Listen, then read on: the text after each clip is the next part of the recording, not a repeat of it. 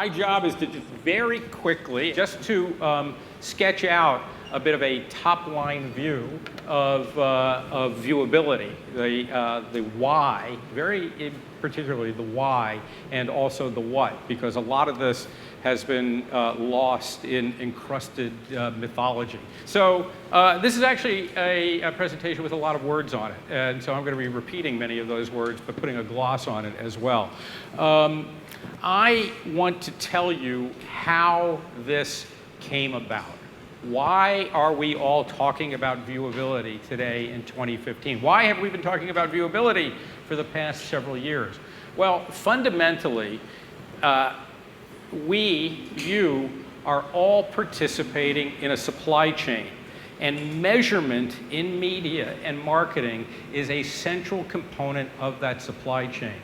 Media and marketing have not traditionally thought of themselves as participating in a supply chain, but every industry that is not a craft industry, that actually has industrial process mechanisms and economics, is participating in an industry supply chain. What is a supply chain? Simply, it's how products or services, how goods or services move from creators to customers, and that's it.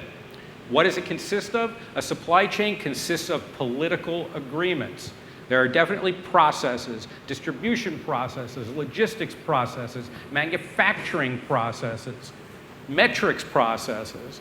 But all of those processes are characterized by political agreements. And this is the central issue relating to viewability and to measurement generally in the media and marketing supply chain. Measurement is not a science. I do not care what anyone else tells you. I don't care what Nielsen says or ComScore says or any other company. Measurement is not a science. It is a set of political agreements by which buyers and sellers determine how together they're going to understand what happened, to what degree, and when. So we found ourselves several years ago in the digital industry with a bit of a conundrum. There had been very few, if any, agreements. To the degree that there were agreements, IEB, working with the Media Rating Council, had been central in creating those agreements. Like, what is a click? What is an impression? So we needed this to happen for brand marketing. It had not happened. Our industry had primarily been a direct response industry. But as brand dollars were beginning to flow, we needed to be able to create metrics and processes and agreements that worked for brand marketers and the media that distributed their messages. So that is the essence of where 3MS, or Making Measurement Make Sense, came about. We had circa 2010, which is really when this all began, media and metrics fragmentation that was creating enormous inefficiencies in the way brand dollars got allocated across different platforms. And in those days, the platforms we were talking about were broadcasting cable television and radio and magazines and newspapers and something very big called digital.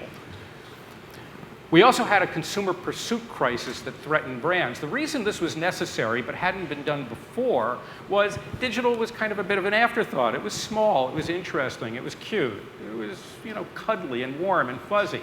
And then all of a sudden in 2010, 2011, marketers woke up to the fact that more and more of their customers were spending more and more of their time in digital environments. And in fact, it was rapidly becoming a majority of their discretionary media time was being spent in digital environments. But because there were none of these supply chain agreements in place, as far as the marketers were concerned, their customers were disappearing into a black hole in which what they were doing could not be seen, could not be understood, could not be measured.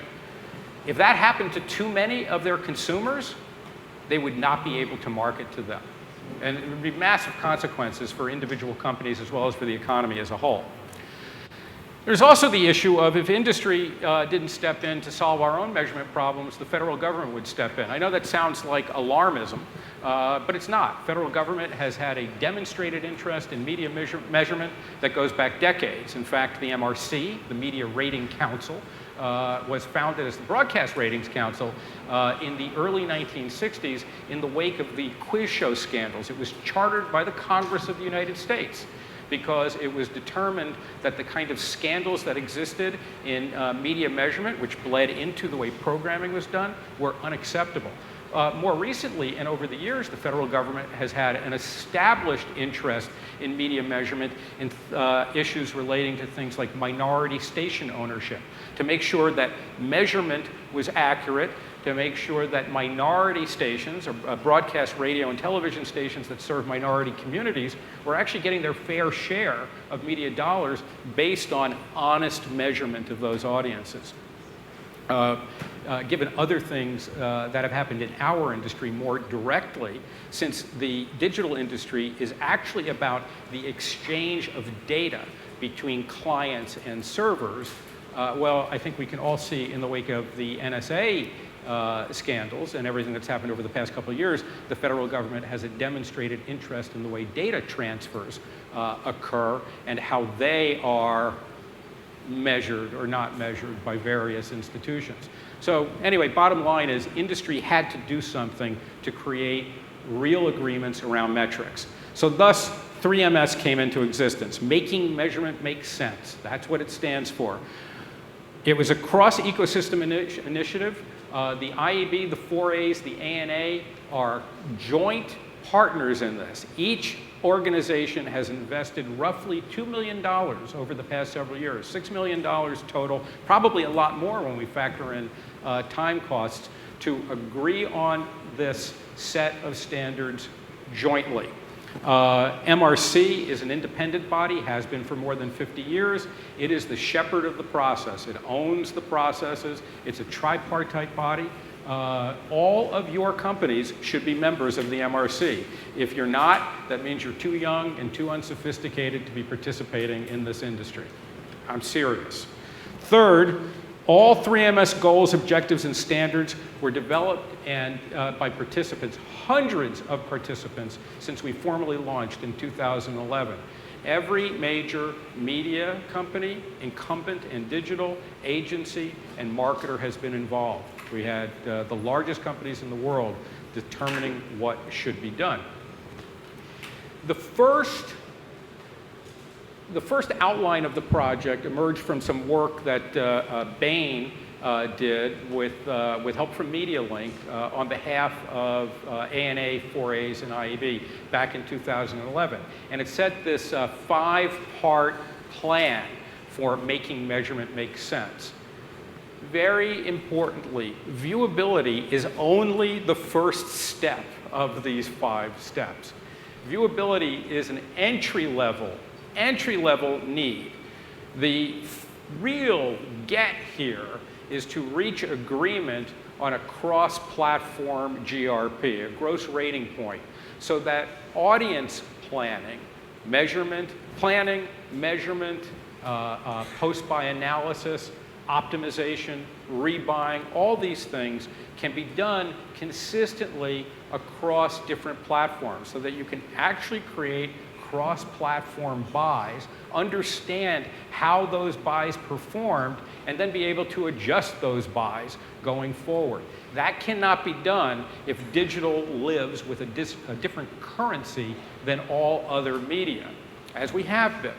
So viewability was the Bain recommendation as step 1 to create consistency with all other media.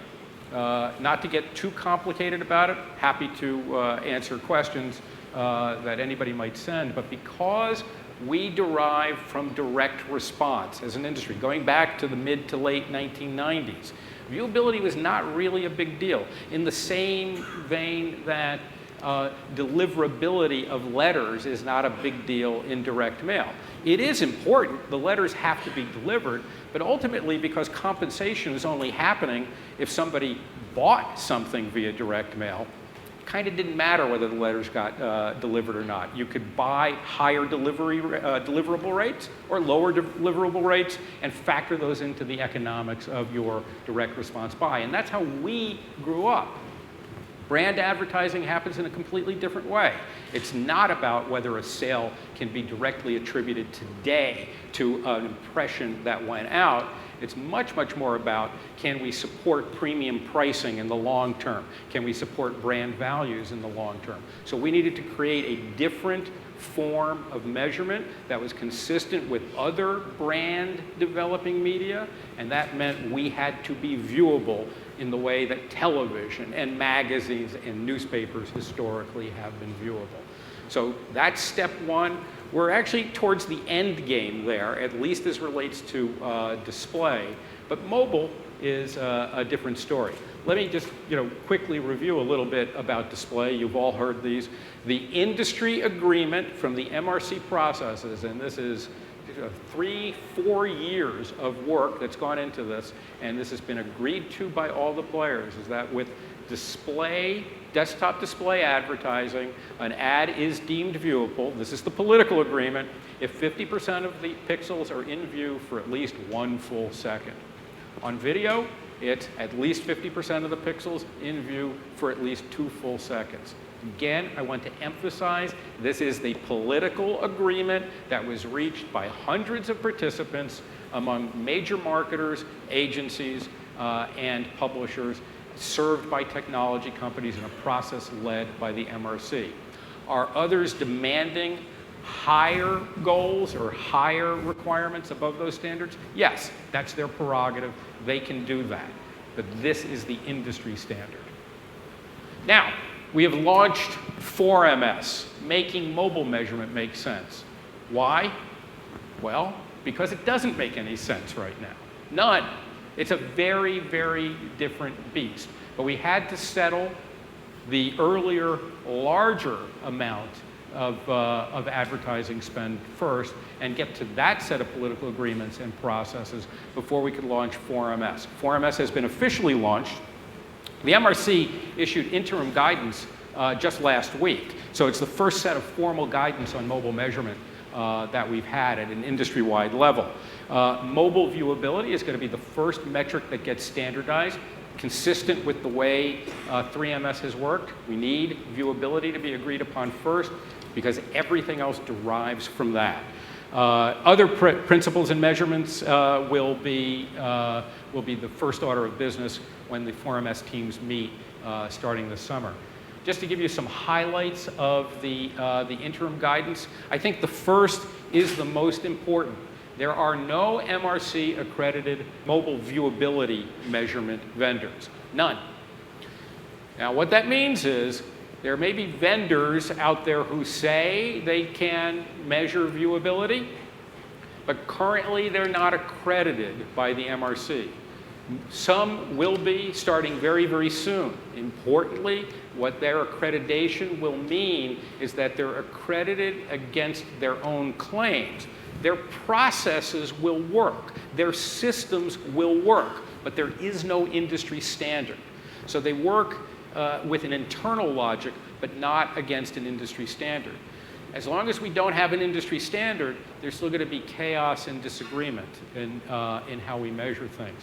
It's very important, and I give a lot of credit to Millennial Media, among other companies, to really push this forward, really pushing this forward. It's important that companies like Millennial and other major companies in our ecosystem continue to push because we need that forward movement to get a standard agreed upon. So that's where we're at right now. Very important to note some things that underlie the complexity here. One is mobile is just a more complicated medium. Second, the supply chain itself is more complicated than desktop. Third, there are sets of very empowered intermediaries that don't really exist to the same degree that they've existed in desktop. For example, the telcos are large, massive bureaucracies that don't necessarily coordinate things internally. And so it's been very difficult to get them onboarded into advertising measurement processes.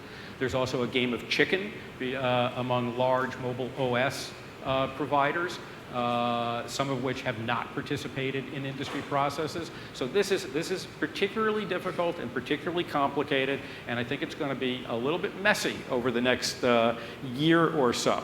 And then third, the mobile web and in-app measurement are really very different things.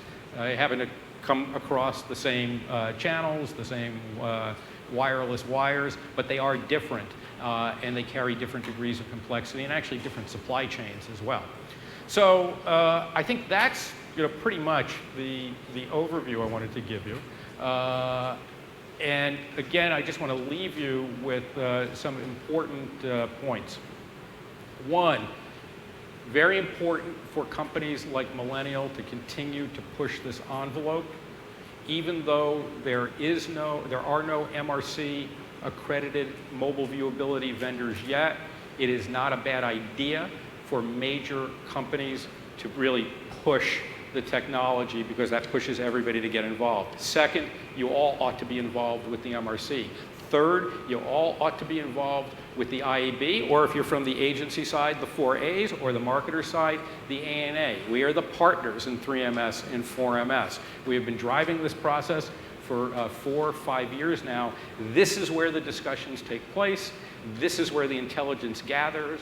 This is where the thought leadership and practice leadership lives. And if you want to be a serious player in the mobile industry, you should engage with these organizations, because these are where the measurement standards are going to come from. And with that, I thank Michael and Jason and the Millennial team and all of you for listening to me, and we'll bring on the panel. Thank you very much. So this is the panel that sits between you and a dynamite grilled cheese sandwich. It could be worse, but it could be a drink. So the reason that we're on stage today is because in the winter of last year, Andrew Bradway, who's on Millennial Media's business development team, did a presentation to the executive team and said, you know what, I think there's a big viewability train that just has left the station. It's already a big deal in desktop. I think we should be looking at that a little bit more closely. And so we started efforts around that a little bit, and then in the spring of this year, we had our agency council where we invite senior executives from agencies, and we asked them, hey, how are we doing? Where should we be going? Where's the industry going? And we heard from all of them, viewability, viewability, viewability. So luckily, because of Andrew's efforts, we were fairly well prepared. So I wanted to do a quick shout out. Andrew's right there, and maybe.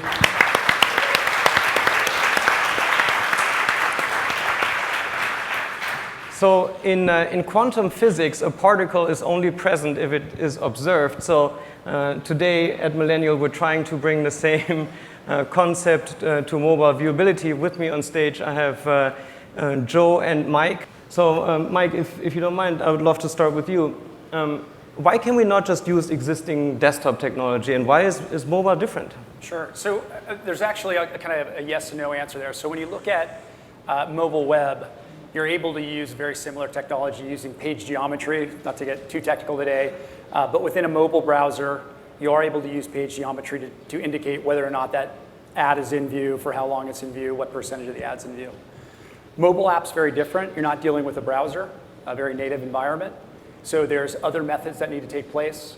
Today, kind of in first stages, it's something we call MRAID, and we're using that to indicate whether or not that ad container is in view and for how long. And so the MRC, as Randall has said, has just launched the first set of initial guidance. What do you think are some of the benchmarks that you've seen already with mobile versus desktop? Yeah, so actually really pleasantly surprised so far. When we look at mobile web, we're seeing close to 60% of the ads are in view, and that's higher than what we see in desktop display. Desktop display, we see, depending on where you're buying, around 53% from direct publishers, 45% from exchanges and networks. So far, really good. When we look at mobile in-app, right now we're seeing about 80%. So overall, viewability looks nice. That's fantastic. Yep. Yeah. Joe, do you want to share a little bit about GroupM efforts around measurement and viewability, and how do you think about this space? Sure. It's been a wonderful ride, as Randy says, since 2010 to get here. We have what we call you mean to tell me meetings with our clients. I don't know if there are any clients in the room, any ANA members, but a you mean to tell me meeting is where clients say to you, you mean to tell me that 50% of my money is being wasted? And we say, no, that's not exactly what we're saying, but let's engage in this conversation a little deeper. So this is incredibly important stuff for the credibility of our entire industry, whether it's mobile, desktop, whether it's agency, client, ad tech, whoever it is, publisher.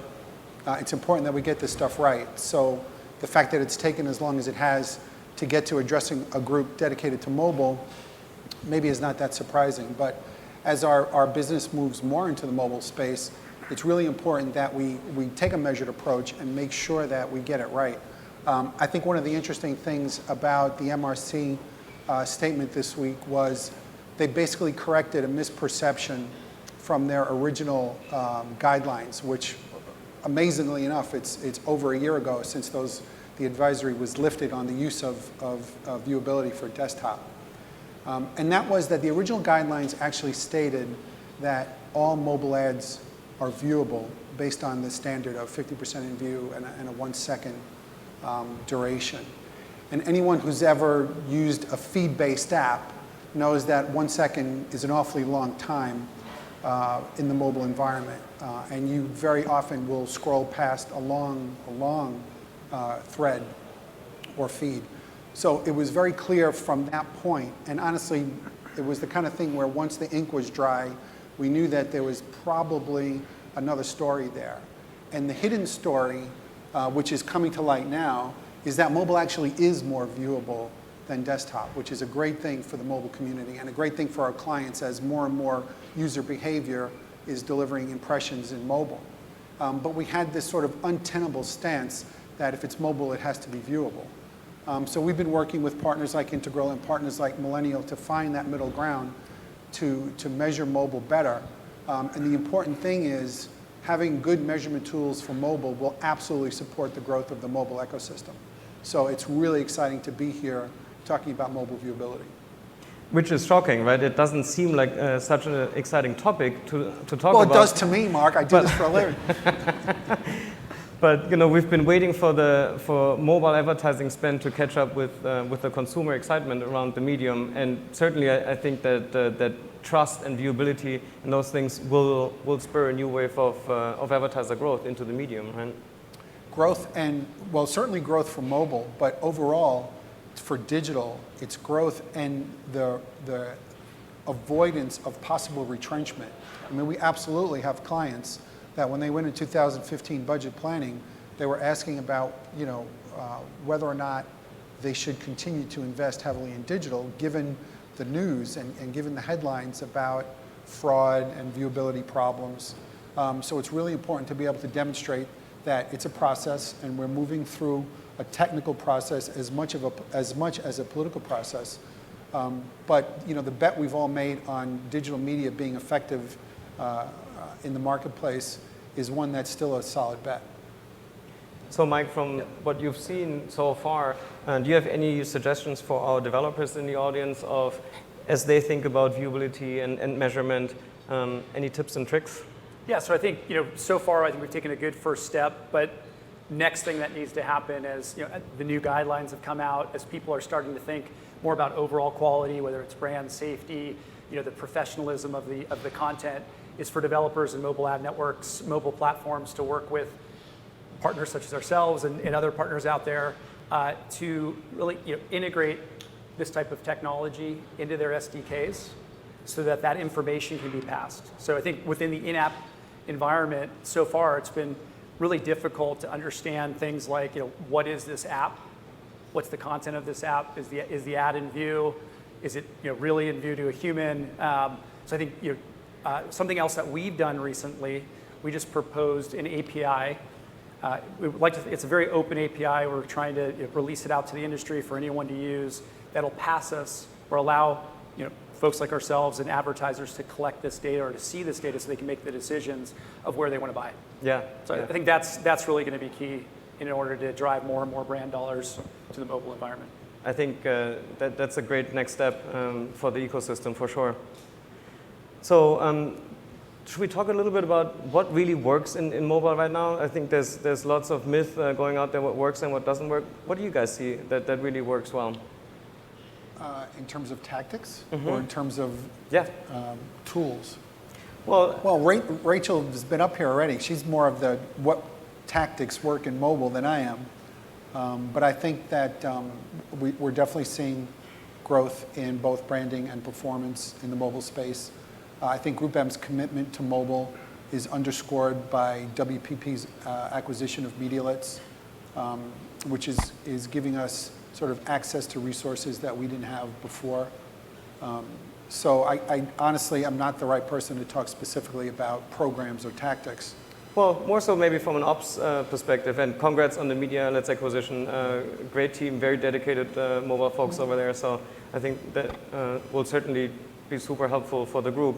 But as you think more about ops tactics, is there anything Yeah, I guess the that's things secret that sauce? make mobile interesting for clients is the personal nature of the device and the growth of responsive design to make sure things look like you think it's going to look on any different device size is an amazing advancement.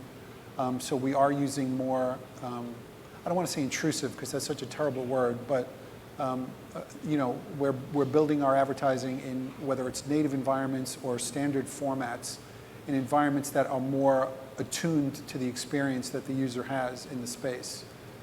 And one of the tactics that I think we're potentially being more careful about is retargeting, because retargeting always has that undercurrent of creepiness. Even for those of us who do it, it's still creepy, right? When you get retargeted. And the more personal the environment is, the creepier it could feel to be retargeted from app to app. You know, I was just, I hate to admit this, but just yesterday I downloaded Snapchat. And the first thing it wanted to know was, of course, your phone number and your email address so they can match the data. And then it said, can I read your address book? Now, it wants to read my address book for a perfectly innocuous reason, which is to let me know who else is in my contact list that's on Snapchat. But I said, don't allow. I'm older than a lot of people in this room. And I said, no, you can't read my address book. There's certain information that is probably too personal for me to share with Snapchat, which means I won't be Snapchatting with any of you anytime soon because there's nobody in my list. I mean, someone was telling me yesterday the theme of this year is T squared, which is transparency and trust. So I think, you know, again, some of these steps forward that Randall was talking about, and when we're out talking to marketers and agencies, you know, in order to move more budgets or in order to have these campaigns really work for them, you know, transparency from I want to know where this is ending up and how it's ending up, and then the trust piece. So whether it's, you know, you're investing more in mobile because of the location services or location targeting that's there, you want to know it's happening, and you want to feel good about it and be able to go back to, you know, whoever's approving those budgets for you and be able to prove it. I was really going to ask if you allowed Snapchat to access your contact list. But I don't have Snapchat yet. it's apparently a social network for kids, by the way. I've heard of it. I'm trying to keep my kids off it. My 14-year-old is addicted. I think they send about 250 messages per day, sometimes probably more. It's crazy. It's the background of their lives. What do you see next in terms of measurement and viewability? You launched the API. We're doing this pilot here with Millennial, where we're really trusting you guys to measure our viewability, and we're paying out on your measurement. What do you see is next there? So I think, you know, for us, we look at viewability as a first step, right? And like similar to what the IAB just said. So as we look at it, we want to look at more enhanced viewability metrics. So take that kind of to the next level, but then also look at overall quality, right? So how do we, again, it's not just was your ad in view for a second, you know, was it in view for 10 seconds, 15 seconds, were people spending time with it? Was the environment relevant to the message, right? And again, is it the right area, right user, all of those things. And then ultimately, how do we tie that back to true performance, right? So whether it's branding metrics, whether it's direct response metrics, how do you really determine the incremental lift or those incremental sales or brand lift that campaign's running? Yeah, it's so interesting. On our journey to become sort of the largest mobile marketplace with 100% viewable impressions, brand safety, trust, and fraud-free, we have a team internally that's looking at fraud metrics. And one of the big desktop metrics is click frequency. However, we found very quickly that in a mobile app environment, that's not really relevant, because if for anybody that has ever played Flappy Birds, you know that your click frequency is fairly high in a mobile app environment. So I think the challenges will be with all of these things that we've had 10 years of learnings from a desktop environment, and I think so many of the folks out there are thinking about desktop first, but in order to figure this out in a mobile environment, we need to think about it differently. Absolutely. Joe, any parting words for us on the future? What are you most excited about for 2015? What am I most Viewability excited is one about? good answer, but Yeah, viewability, of course. Yeah. No, I think I'm actually, it's a little geeky, but I am excited about the ability to improve the supply chain to the point where we can continue to convert doubting clients. We can continue to grow the industry. And around the hallways of GroupM, we are sort of small relative to the traditional team, and it's exciting, and we're doing many programs that cross screens, so the ability to measure across screen and to follow consumers across devices and give them smart messages as opposed to creepy messages is probably the most exciting part of putting it all together. that's great. Well, I don't want to keep these folks from lunch any longer. Mike, thanks for being such a great partner. Joe, thanks for believing in us and in Integral and being part of this journey. Thank you, Marc.